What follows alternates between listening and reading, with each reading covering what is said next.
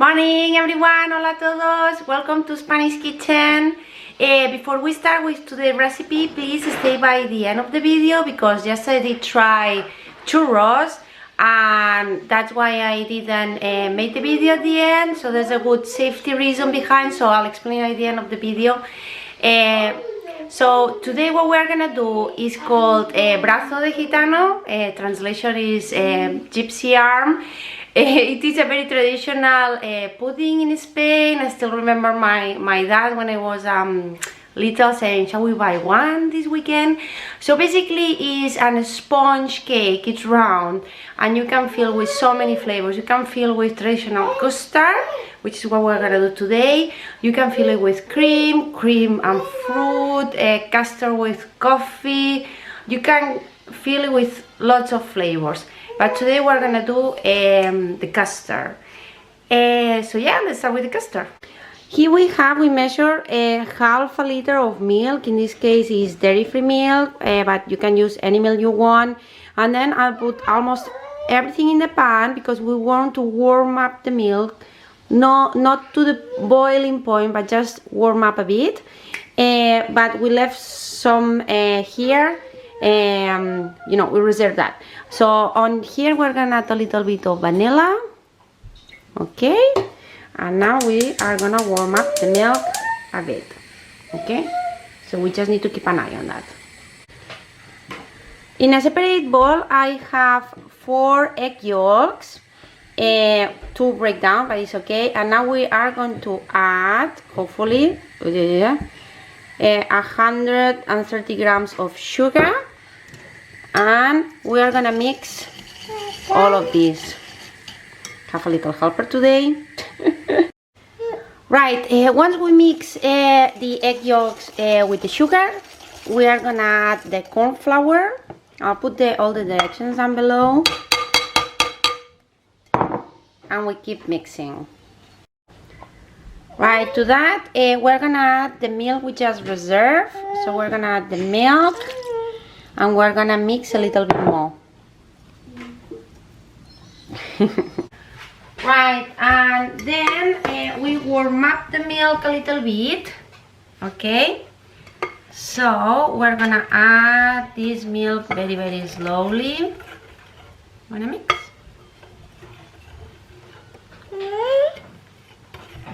Mix.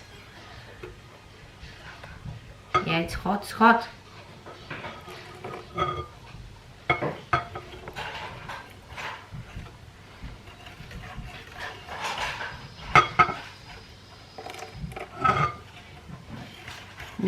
Mix.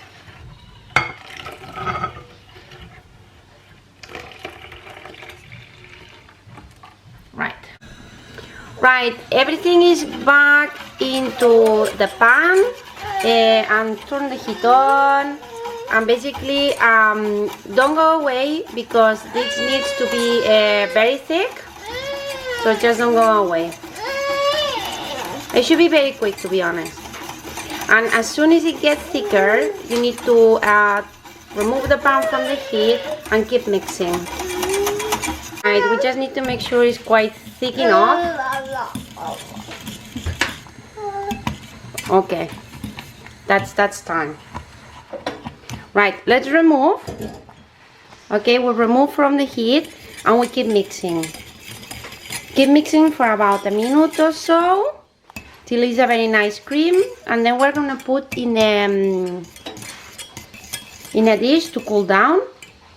Okay, preheat our oven 180 degrees, and then we are gonna use the oven tray for the cake. Right, for the second step in an electric mixer, we have 3 egg yolks, and then we're gonna add sugar. I'll put the directions later, and we need to mix this till it double in volume. Okay, please, you need to keep the other part of the eggs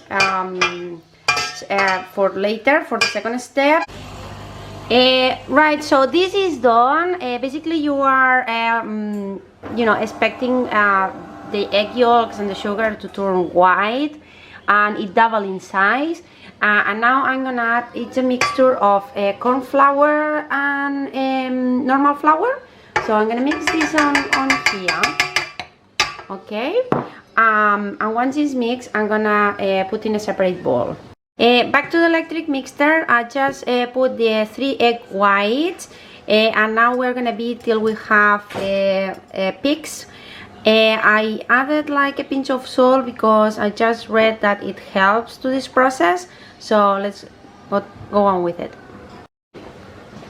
Right, so this is what we want. You know, as you can see, it's not falling. So basically what we're gonna do, one of the tips is we need to mix the egg whites with you know, the mixture we have in here. So basically what I'm gonna do is I'm gonna do 3/3, because as you can see we are not using any kind of baking powder. So we're relying on the eggy mixture to be spongy. So I'm gonna add maybe 1/3 into here very slowly, and I'll show you how I do it, and another third. Right, hopefully you can see, but basically I'm gonna start mixing like very carefully and cutting. So basically when you cut, you want this movement, okay, to just keep as much white as you can. Okay, so very slowly with lots of love you start mixing this, and then we're gonna add another third and another third.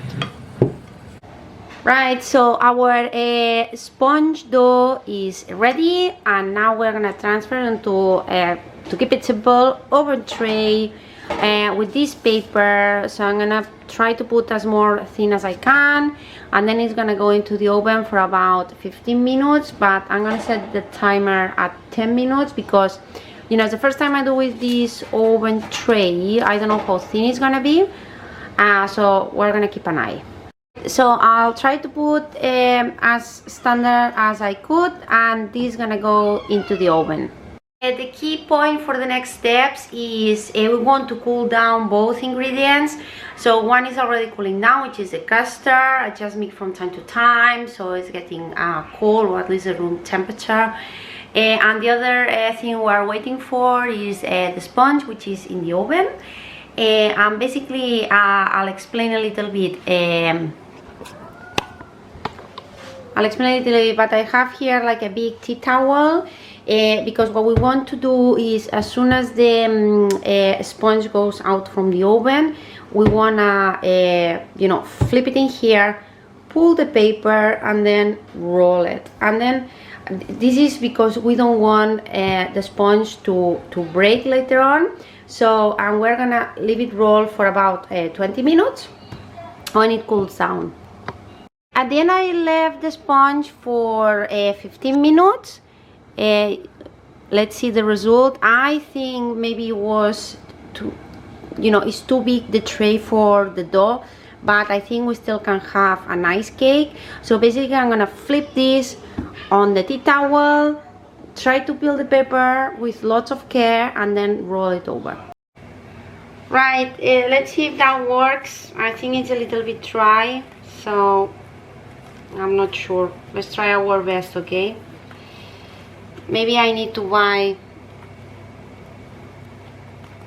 a thinner, you know, okay. Right, we're gonna leave it like that. We're gonna leave it like that for 15 minutes, 20 minutes, so it cools down. Right, it's not that bad at the end. I think I'll need maybe a smaller tray for this quantity of dough. I'm not sure, maybe cut till here, or let's see where we arrive. But we need basically to fill with the custard. Okay.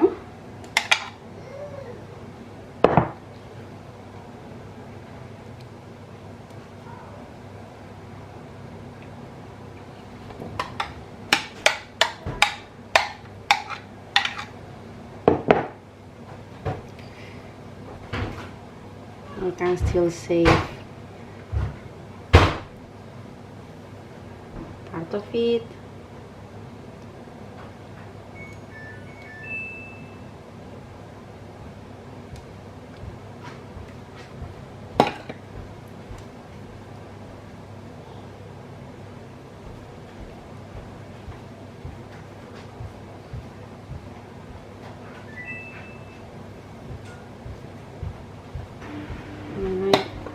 probably very tempted to just cut in this size.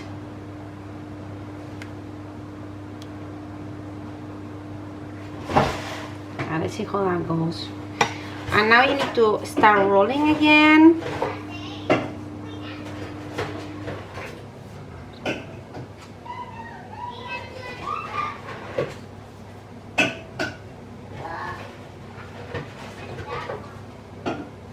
Okay, so far so good.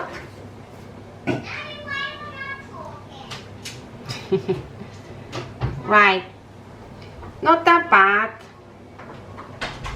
I'm gonna transfer this in the tray.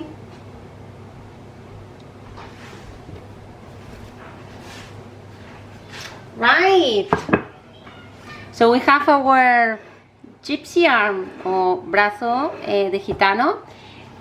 I forgot, if you want this to look like even prettier, you can always like cut the edges. Okay, sorry about the mess. Should have done this before.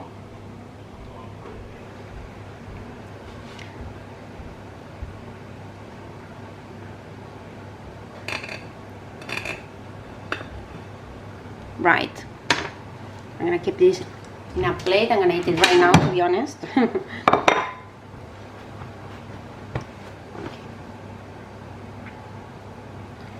Right, so basically this is gonna go in the fridge, and then when it's the moment to serve, I'm gonna sprinkle the icing sugar and some cinnamon, and hopefully it's gonna taste delicious. Today's recipe inspiration is from this book, and actually was like looking around, look at the hairstyle and the clothes. So this was like a book that you were having when collecting some coupons from a special margarine in Spain, and just looking around is from 1988. Very nice. And basically there's lots of interesting cakes. Some are more like international, but it's amazing. There's so many cakes in here. I did follow the recipe for the sponge, but I didn't follow for the custard, because I did when I was, I think, probably 8 years old, and it didn't work even the third time I tried. But yeah, very nice book. Like the presentations. So maybe we come back another day on that book.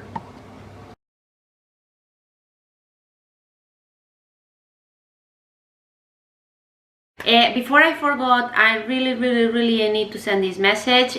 The recipe for this week was churros with hot chocolate. I thought they were very simple ingredients. And then before doing the churros, I just read, you know, in internet that they can explode, and I was quite a little bit scared about that. So yesterday I made churros. I did 3 batches. The first batch was fine, the second batch exploded, and the third batch was more or less okay. And I decided to don't upload the video because it's so dangerous, honestly. I just did more research in the afternoon, and there were lots of comments in YouTube about burns, going to A&E, children burn. So I did want to go away from that. So my advice is don't attempt to do churros in the house. It looks so simple, 2 ingredients, but there are explosions, honestly. There are different tips around, but I can't rely on them, because, you know, one says that it needs to be in the fridge, the dough needs to be on the fridge before being fried, the other say it needs to be room temperature. So I wouldn't rely on any of them, although you wanna be very careful and try. So sorry about the churros recipe, but it's a no-go. Hope you understand.